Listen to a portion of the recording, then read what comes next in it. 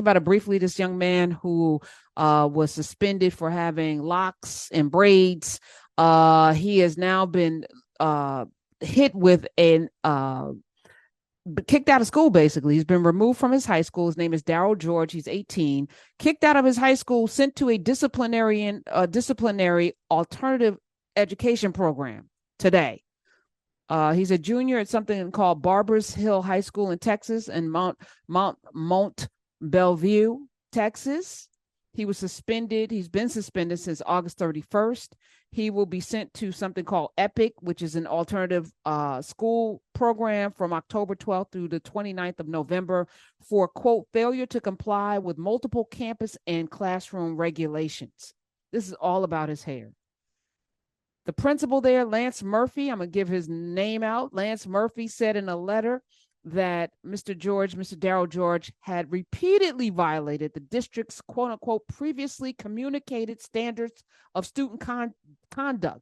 His behavior was fine. It was his hair you had a problem with. And I don't know how you have a problem teaching a child because of how their hair is. And people have shown yearbook pictures of other students that had no melanin whose hair did not comply either. Somehow they got to graduate. In this letter, it says that George will be allowed to return to regular classroom instruction on November 30th, but will not be allowed to return to his high school's campus until and unless there's a discussion about his conduct, which is his hair. So at Barber Hill Independent School District, they prohibit male students from having their hair extending below their eyebrows, earlobes, or top of their t-shirt collar, according to the student handbook. Additionally, hair on all students must be, quote unquote, clean, well-groomed, geometrical, and not an quote unquote unnatural color or variation. The school does not require uniforms, and George's mother, Dorisha George, and the family's attorney, they denied that his hairstyle violates it. It is intricate, his hair. It is braided. He has locks, and he has it above his collar. He has it above his ears. It is in a style that is basically piled up on his hair and pinned up so that it does comply. The family filed a formal complaint with the Texas Education Agency, and they also have filed a federal civil rights lawsuit against discrimination because we have a whole Crown Act, which passed September 1st right there in Texas.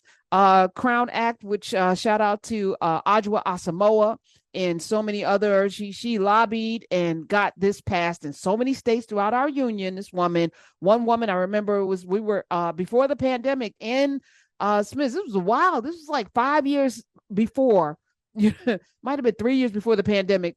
Because we were in the studio upstairs, not in the big studio that they had for us to film in, but this was an upstairs studio. She brought in a legislator from New York. We have been talking about this for a while on the Karen Hunter Show. And CROWN stands for Create a Respectful and Open World for Natural Hair. That's what CROWN stands for. Intended to prohibit race-based discrimination. And here we have this child. All he wants to do is go to school. So if you have locks, twists, bantu knots, afros, braids, they all should be, and the afros, I don't know what they're going to do with them. You can have a really big afro that just reaches the sun. Is that also in violation? If we spent more time caring about the child and not worrying about, and I get it, you have to have rules. You have to have rules that these cretins adhere to. Unless they're just children that you want to educate, then yeah. I get it. But this is wild. They're sending him to an alternative high school for poor behaving students because he refuses to. What do you want him to shave his hair? And then I'm reminded of that wrestling. Remember that wrestling match with this young boy? And in order to allow him to continue to wrestle, they cut his locks. Do you remember this? It was painful to watch. And I know locks are very spiritual for a lot of people. Some is style, but even style is your hair. It grows, it's attached to your body. It's an extension of your body and it's an expression of yourself.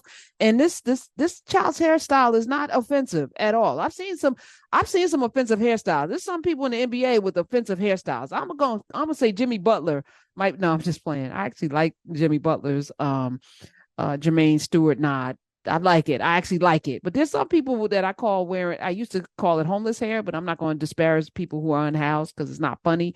But y'all know that hair that is not combed or washed or groomed, and these are millionaires wearing the hair, just letting it just be. But they have a right to look like that. That's their business. Wouldn't be my choice, but that's why I do what I do. I'm wrapping my hair because I don't. Welcome to the Karen Hunter Show. He wants to talk about the hair issue. Hey, Will. Hey, how you doing? I'm good. Blessings to you. Thank you. Back at you. Worked in education for a long time, from New York to Georgia. Now I'm up in Maryland. And what they're doing with that is they're trying to be discreet about it, but we know it's racist. We got so many other issues in the school system that we worrying about here. We worrying about here. We're not even teaching kids no more. You teach kids to a test. The young man sounds like he's doing what he has to do, but you're worrying about his hair.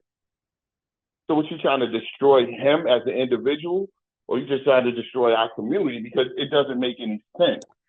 Well, it's policing of bodies, right? It's as old as this country, and because this young man wouldn't comply, they're going to make him comply because he figured out, okay, my hair doesn't have to, can't touch my collar. I'm going to pin it up. No, that's not good enough. Now you have to take it off because we said so.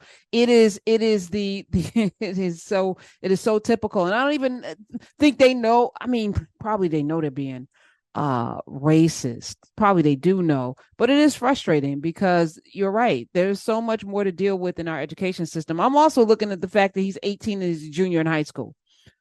So something else is going on there that I have questions, as well. Like, is the school system failing him? Why isn't he, out? Why isn't he a senior? Is this impeding his ability to actually learn and get out of high school from under your thumb? Like, there's so much more here, but that it's the line that they're drawing in the sand. They're actually saying something very loudly about what it is that they'll tolerate. And then it raises a question for all of the parents out there.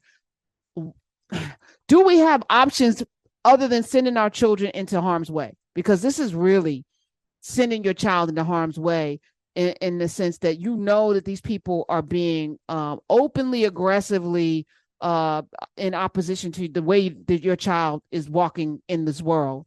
And it could be destroying so much of his self-esteem and so many other things. They're fighting, but at what cost? So I have questions about that too. Do we send our children into these spaces knowingly? And what's the alternative there? But Will, thank you for your service in the schools as a teacher.